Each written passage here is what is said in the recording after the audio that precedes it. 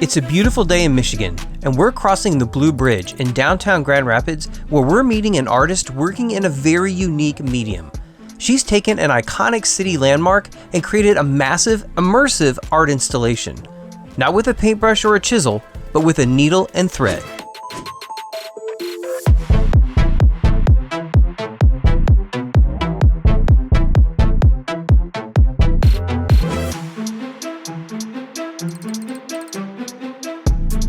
So we are here, I guess we should set the premise. We're in Grand Rapids here at the ArtPrize. We're on the Blue Bridge, which you have got to tell us more about. But first, give me a little background, you as an artist. I am from Kansas City and went to the Kansas City Art Institute.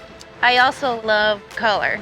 I love that I can put together colors in a similar way to painters that I admire. But I can also play with texture of the different types of textiles that I use. I think people just have a relationship already to textiles and fabric. And, yeah, that's a good point. They're on our bodies, they're on our beds, they're over our windows.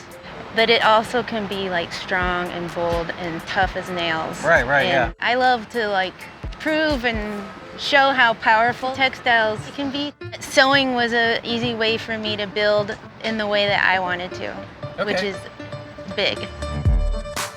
Built in the 1890s, the Blue Bridge spans over 500 feet across the Grand River, and it's become an icon of downtown Grand Rapids. Working closely with city officials and preservation experts, Rachel's ArtPrize installation is blanketing the trusses of the bridge in vibrant colors and patterns. I love when my work is out in a natural landscape, so this hits all the notes with the river. It's nature in the city. Yeah. And the bridge is a perfect frame for my work. Installing works like this requires a lot of heavy-duty cabling and connections in order to withstand high winds and crazy weather. Each piece requires lots of planning and creative problem solving. I love art that's truly immersive. Being outside and the overhead and both the sides, and it just feels like you're able to really experience it. I mean, they really do when you're walking underneath them too. They get this stained glass kind of feel.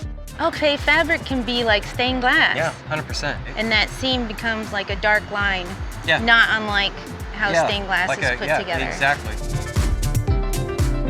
It just really comes to life out here. Once there's some natural light, even on a cloudy day, it just the colors just pop. Yeah, no, I see your love for color in it, which is awesome. I don't meet very many textile artists, but it's cool that that's you found a lot of joy in that medium. I just love that reward of starting with something very small and then it just becomes so big. And then you bring it out to something like this and then it feels small again. Yeah. So I love those things together. These are all the romantic ideas I'm thinking about when I'm making the piece. I also love it that it's open for other people's interpretation. It's abstraction. I love it. As I always tell people, I love hearing people who get really passionate about, whatever medium they get into is awesome.